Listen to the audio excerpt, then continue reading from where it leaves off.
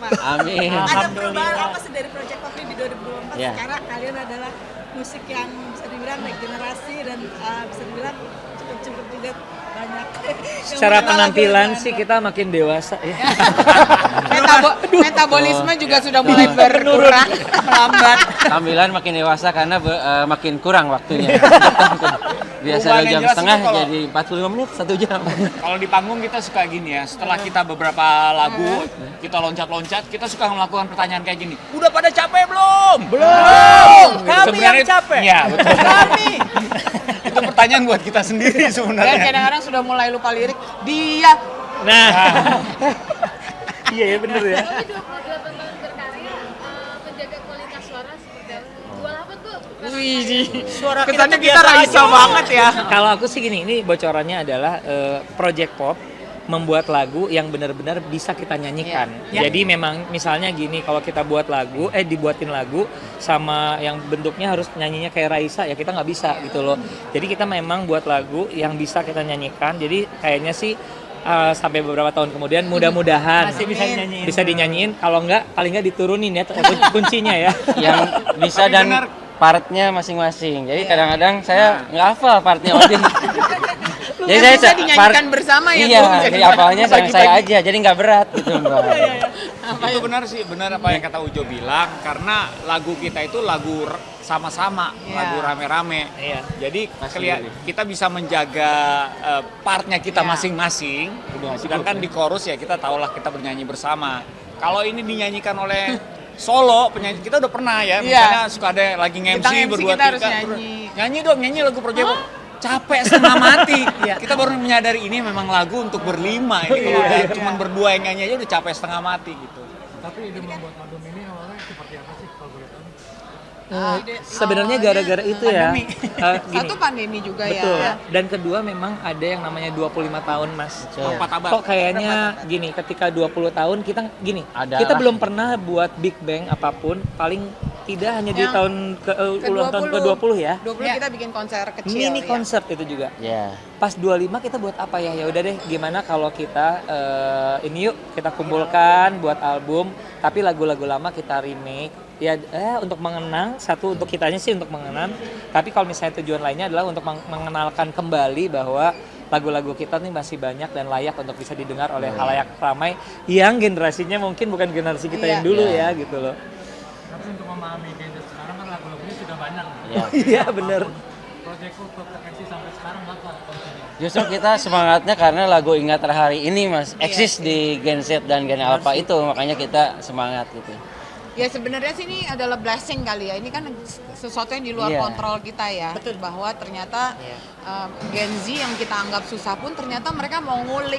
Nah kalau saya lihat malah justru Gen Z itu senang hal-hal yang vintage. Ya retro Ya ya. retro dan Ya, mungkin ya. salah satunya Project Pop kan sudah cukup vintage ya, baik penampilan dan juga mungkin tapi mereka juga mungkin dengar karyanya kok karyanya bisa salah satunya Ingatlah Hari Ini tadi gitu loh.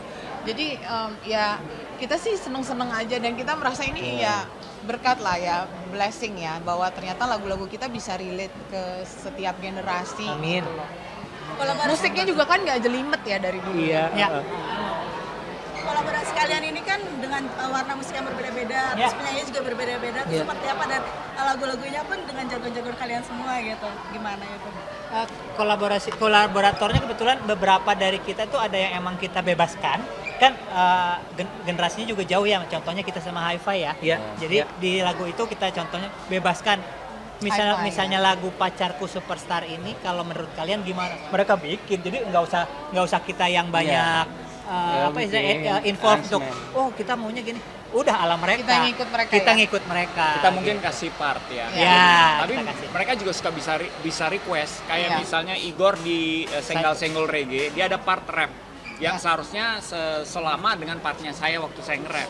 Tapi dia request tambahinnya berapa bar ya, dia bilang gitu. Silakan gitu. Kita jadi mengikuti apa kolaborator kita punya Stays of Music. Ya. Tapi kita juga bisa memberikan part, cuman membebaskan mereka untuk berkarya juga. Ya, yang Kayaknya yang pure 100% itu Eka Gustiwana Iya ya. sih bener. Itu bener-bener Betul. diserahin ke Eka, terserah Mas Eka mau Interpretasinya gimana ya? Mungkin dari segi yang konsep ternyata kita membebaskan sekali buat mereka, tapi dari segi honor tidak. Gimana? Lucunya waktu Mbak Inul itu kebetulan yang nemenin tuh aku sama Yosi waktu itu. Nah Mbak Inul datang sudah ngomong gini, aku lah apa iki, gitu kan? Aku gimana? Mbak Inul, ini partnya di sini. Iya. Aku ngapain? Ya Mbak Inul terserah pakai ala Mbak Inul aja. Pas kita dengar bagus. ada yang apa? Ayo kita menari ya. Ayo.